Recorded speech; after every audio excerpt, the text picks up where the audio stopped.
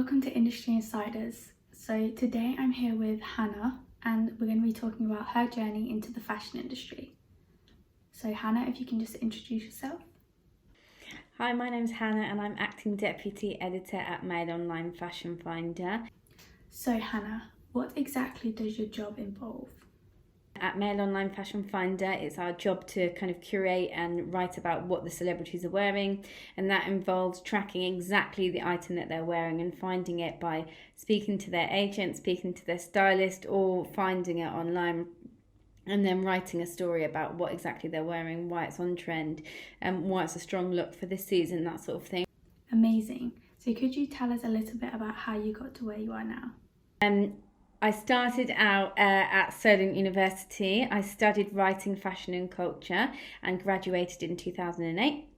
Throughout my time at university, I undertook lots of different internships. I made a real conscious effort to get a different internship for every summer and every Easter.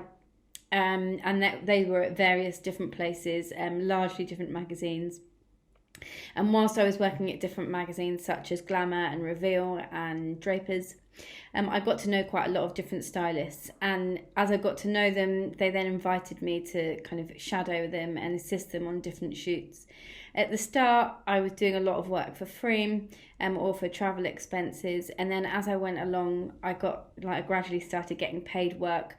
One of my most exciting first jobs that I got, which was paid as a freelance fashion assistant, I was working for GMTV, which was really, really exciting, and got to travel with that as well, which I really, really enjoyed. After I left university, I got my first job at the London paper, and the London paper was a free paper that they used to give out in the evenings in London. I was style assistant there, and my job there involved everything from assisting on shoots to curating my own shopping pages to writing features. The most exciting thing I did when I was there, I got to go to Ibiza for a week shooting there and assisting my boss, which was a really amazing experience. I stayed there for just under a year, and then after I left there, I got a job at Elle Online, and that was kind of writing about, I was doing shopping and beauty features for them, which I really enjoyed.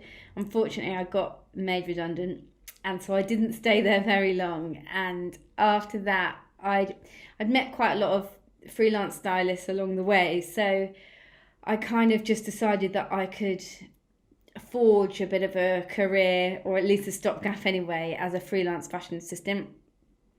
And during that time, I got to work on more shoots for GMTV, but I also did work for Stella McCartney. Where else? I went back to different magazines as well. So things like Elle, at the time, obviously I got made redundant, but then they had me on their books as a freelance fashion assistant, and I did things like I went to a fashion week, and I hunted down celebrities on the front row and outside different shows and interviewed them for the website, which was really, really fun. After that, I got my first job at Look magazine as a fashion assistant, and I stayed there for 4 years. I kind of rose the ranks there, and then left there. The last job I had there was as a stylist, and for that job there, I did everything from again assisting on shoots. Like I got to assist on weekly shoots for my boss, but I also got to go on amazing trips. So I did one to so a few different ones in Europe, but the absolute best one, I went to Cuba for a week assisting on my boss, which was amazing. I absolutely loved it. Such a great country, and it was a really amazing experience to assist my boss on an overseas trip with, looking at everything from like the processes before the shoot, whilst you're on the shoot, all the production, and then obviously when you get back as well, the editing process. I left there, I stayed there for 4 years, and loved it up until the last kind of 6 months. A lot of people got made redundant, so that changed my role there a lot, and I was then having to do kind of 4 different people's jobs for the same amount of money, and obviously that made it not quite as enjoyable as it was. And magazine journalism was changing quite a lot of the time. At that time, Instagram had just come out. Like we'd started using that as more like a platform, and I was doing quite a lot for the website as well, so I started to really enjoy writing for digital. So it was at that point that I got headhunted by the Mail Online, and they asked me to come and work for them. Originally they couldn't actually offer me a full-time role, so I had to have the difficult decision of if I could afford to leave Look and do that as and work there kind of on like a freelance basis basically, or if I could do both. I decided that I would like to do both, and I asked if I could work at the Mail Online on weekends, and my big boss said no, so I said okay, I quit. Because as I said, at the time the print publications were changing so rapidly, and I'd had such good experience of learning about digital, and I knew that it was something that was really going to take off at the time, and it'd be really valuable for me to kind of know about digital and get more experience of it. And what better place to get more experience of it than for the world's biggest English language speaking website. So I left.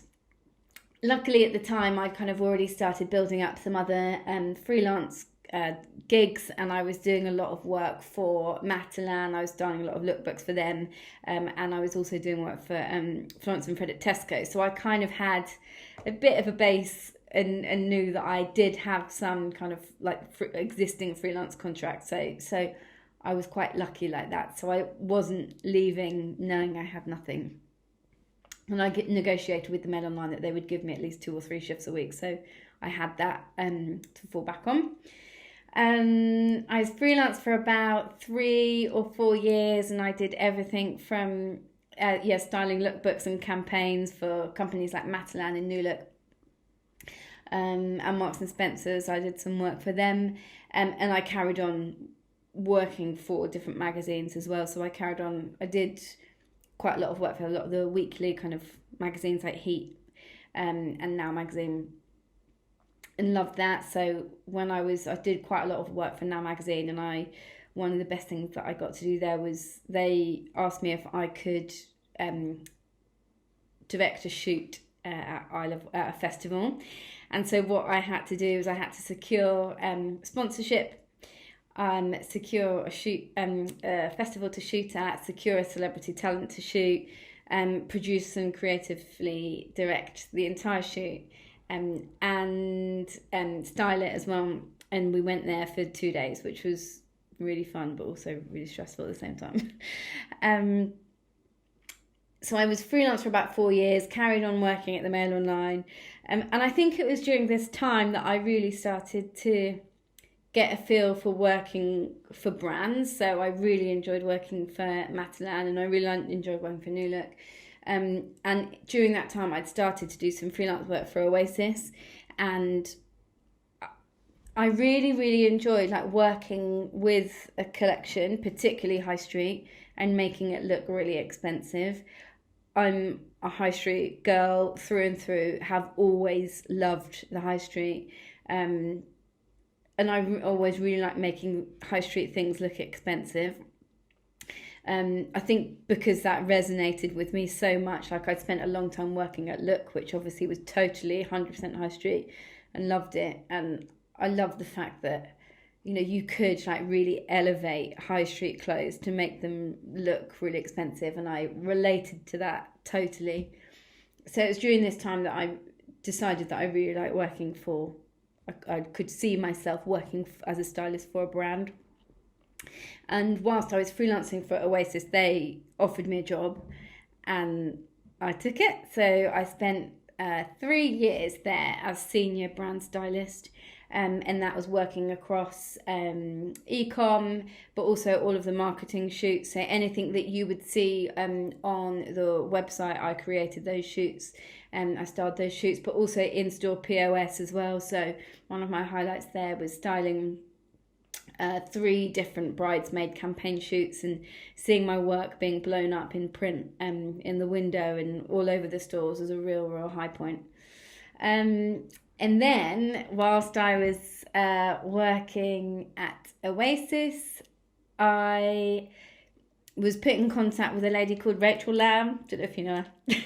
and she had some teaching work going. So I had done a guest lecture for at Leeds Beckett University in this time, and really, really enjoyed it. So one of my old lecturers was working at Leeds Beckett, Sarah Cooper, and invited me to go up there to do a guest lecture for her students, and I loved it.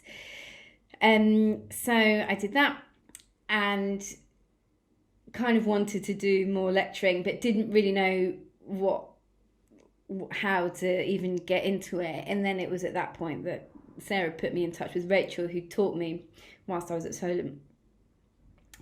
And then I went down for an interview for this associate lecturer job, and kind of knew that I wanted it. They offered me the job like fairly quickly, and that was in like the July, and then I started in the September.